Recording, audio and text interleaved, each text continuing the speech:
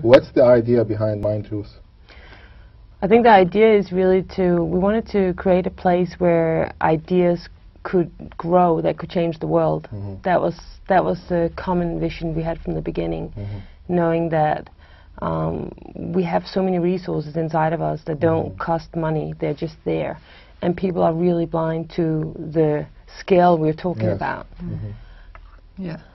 So that's why we decided to go ahead and start our own, because we knew that we had something to give. Okay. And we wanted to help. Yes. How are you helping people? What approach do you use when you coach people?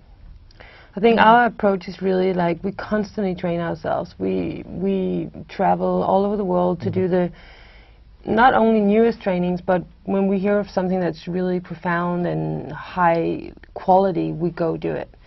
And so we really, over the years, created our own coaching style, which you could say is a mixture between classic coaching, what we would call classic coaching, transformational coaching, and cognitive coaching skills, all mixed. Methodology. Yeah. Yes. Okay. There's many parallels between journalism and coaching. Yes. Such as what, for instance? Well, it's just there are some places that are the same, and there are some that are extremely different. What is the same is you want to build up trust and confidence, so you can have an open conversation, and where you can reveal certain things about the situation or whatever you're interviewing about. Establishing dialogue. Exactly. And journalists, if you want to be a great journalist, you need to train those skills a lot. Yes. You also provide courses such as Enneagram and Enneagram Shadows. Louisa, tell us more about those courses. The Enneagram is about 9 different kind of personality types. And we all have these 9 personality types, but we only use one of them. So in this course you can learn how does your personality type help you, but also stops you in some areas. And then also how can you use all the other different kinds of personality types, so you become a more complete person. Yeah, more competitive. More competitive, but also more complete. For some it's becoming less competitive. Yeah, also that. Some people are well, some people are so competitive that that's all they do, and they forget to enjoy life, they forget to have fun, they forget their family and friends. Yes. It's all about competing for what? Yes. And it's also about seeing what are the resources that you have and how can you use them in the best way, because we all have them. Yes. But we forget about it. And the best way to create a kind of a balance between private and professional life. Sorry? The best way to use them to create a balance between private and professional life. You can use it that way, and you can use it just professional and just in private. So One of your courses is called Burn Through, which is a guideline on how to avoid fear when talking to public. In your opinion, what is the reason behind fear? There was a survey done in the States 10 years ago about what people feared the most.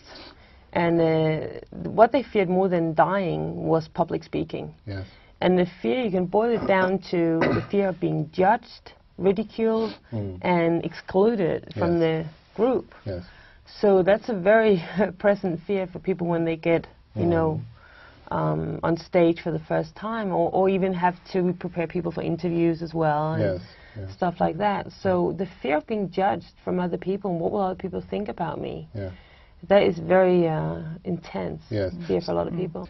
You traveled a lot, both of you, and if we look at your travel experiences, your observations about other cultures, other forms of therapy, personal development in other countries, how do you compare what you're doing in Denmark with what is happening other places? I mean, we are mostly in the Western world when it comes to doing our work. But the difference, I think, of course, in America, as soon as you go there, there's the whole human potential movement happened in the States due to the Second World War, that, you know, all the thinkers of Europe moved over there. So, of course, they've been there, done that, with a lot of things that haven't even reached Denmark yet. They are always one step forward. Yeah, not always, because what we've started to notice is that what we're good at in Denmark is to provide really high-quality education. So they might do all the experiments and all this stuff, and we'll go study it and we'll put it together and we're very respected over there as Danes, as some Yes. or Scandinavians, as someone who Yes. have very thorough education. So I think we're good at that. Yes, good.